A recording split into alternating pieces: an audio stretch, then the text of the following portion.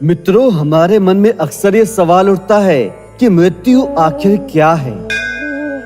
हम इतना ही जानते हैं कि किसी भी जीवात्मा अर्थात प्राणी के जीवन के अंत को ही मृत्यु कहते हैं और वृद्धावस्था किसी एक्सीडेंट या कुपोषण के परिणाम स्वरूप मृत्यु होती है। हालांकि हमें पता रहता है कि वो हम सबको आएगी, लेकिन ये पता नहीं चल पाता कि कब आएगी। आज की प्रस्तुति में हम जानेंगे कि मृत्यु क्या है, मृत्यु के समय क्या होता है और मृत्यु के पश्चात क्या होता है। मृत्यु के अनुभव के बारे में कोई किस प्रकार बता सकता है, ये संदेहास्पद है, क्योंकि मृत व्यक्ति अपना अनुभव नहीं बता सकता। जिनका जन्म हुआ है उन्हें अपने पिछले बारे में कुछ भी याद नहीं है। कोई नहीं जानता जन्म से पहले और मृत्यु के बाद क्या होता है। आज हम आपको बताएंगे कि स्वर्ग और नरक के कितने प्रकार होते हैं। ये भी जानेंगे कि मृत्यु के बाद आत्मा के साथ क्या होता है। तो आइए शुरू करते हैं आज का वीडियो, लेकिन इसे अंत तक देखिएगा, क्योंकि साथियों यह वीडियो आपको बहुत कुछ सिखा के जाएगा। अगर चैनल सब्सक्राइब ना किया हो तो अभी कर लीजिएगा।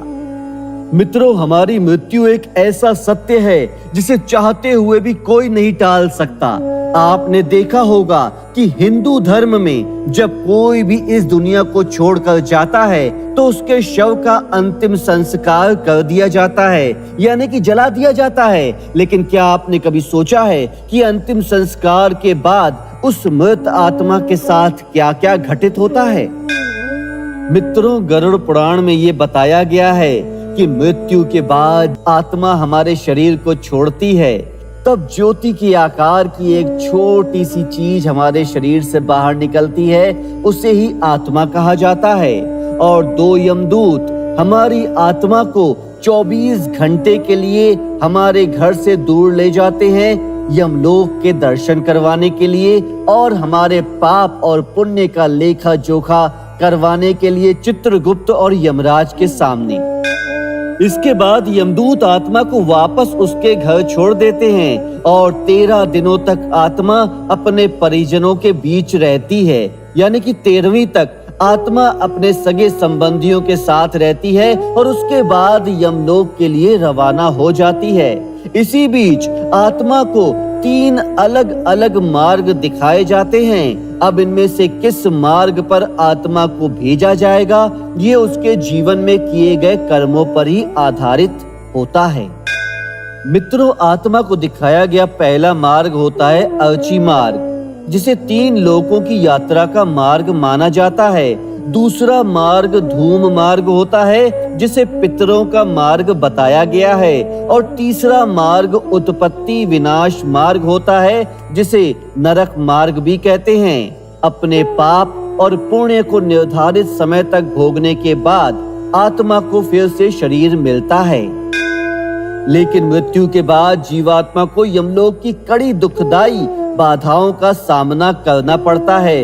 इन्हीं बाधाओं में से एक है यमलोक के मार्ग पर पड़ने वाली वैतरणी नदी।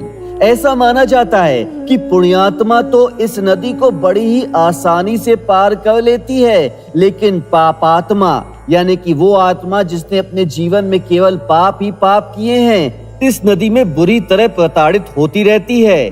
भगवान श्री हरि विष्णु स्वयं बोलते हैं कि जो भी पापात्मा इस नदी में प्रवेश करती है वो रक्त रूपी जल पात्र में रखे घी की तरह खौली जाती है। इस नदी का रक्त रूपी जल भयंकर कीटाणु, नुकीले दांतों वाली मछलियों और सांप, बिच्छू, घड़ियाल जैसे कई मांसभक्षी जीवों से भरा रहता है।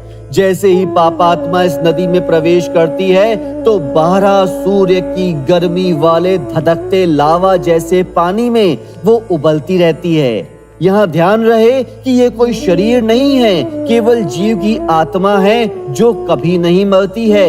अपने पापों के कारण 12 सूर्य की गर्मी वाले इस महाताप में आत्मा छटपटाती रहती है, रोती रहती है, चिल्लाती रहती है, अपने पाप कर्मों को याद करती है। लेकिन जब उससे बर्दाश्त नहीं होता वो बाहर निकलना चाहती है, लेकिन बाहर नहीं निकल पाती है और इस उबले हुए लावे जैसे जल में ही डुबकी लगाती रहती है। मित्रों, जिन लोगों ने अपने जीवन में पाप कर्म किए होते हैं उन्हें नरक भेजा जाता है। वहीं जो अच्छे कर्म करते हैं उन्हें स्वर्ग की प्राप्ति होती है।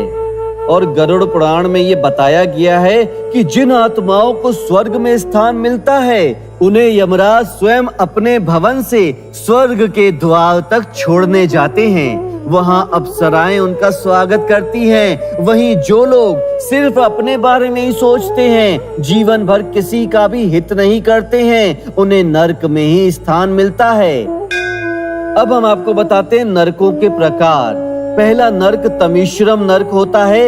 यहाँ उन लोगों को जगह मिलती है जिन्होंने अपने जीवन में दूसरों की संपत्ति हड़प ली होती है। यहाँ उन्हें तब तक मारा जाता है जब तक कि वो बेहोश ना हो जाएं। दोबारा होश में आने के बाद फिर से उन्हें इसी तरह लहूलुहान किया जाता है।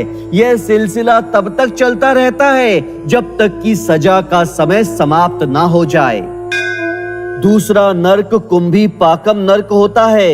यहाँ उन शिकारी लोगों की आत्माओं को सताया जाता है जो अपने शौक के लिए जानवरों की हत्या करते हैं। उनके कर्मों की सजा में उन्हें खौलते हुए तेल में उबाला जाता है। वहीं असीता पत्रम नामक नरक में वो लोग आते हैं जो अपने कर्तव्यों से ही मुंह मोड़ लेते हैं, जिम्मेदारियों से भागते हैं। यहाँ लाकर उन्हें तब तक चाकुओं से छलनी किया जाता है जब तक कि वे बेहोश नहीं हो जाते हैं। आगे गरुड़ पुराण में कला सूत्रम नरक के बारे में बताया गया है। यहाँ वो आत्माएं आती हैं जिन्होंने अपने जीवन में कभी भी बड़ों का आदर सम्मान नहीं किया है, और इस नरक में उनके बुरे कर्मों की सजा देने के लिए उन्हें अत्यधिक गर्मी में तब तक रखा जाता है जब तक कि उनके दंड की सीमा समाप्त नहीं हो जाती है। तो मित्रों, आपने देखा कि अंतिम संस्कार के बाद आत्मा के साथ क्या क्या होता है और किस हिसाब से स्वर्ग या नरक की प्राप्ति होती है। गरुड़ पुराण में अंधाश्रम नरक के बारे में बताया गया है। यह नरक उन पति पत्नियों की आत्माओं के लिए है जो अपने साथी को केवल लाभ व उपयोग की वस्तु समझते हैं, और इस नरक में उनकी आत्माओं को तब तक मारा जाता है जब तक उनकी दंड की सीमा समाप्त नहीं हो जाती है। यदि आपको ये वीडियो पसंद आया हो तो इसे लाइक और शेयर जरूर कीजिएगा।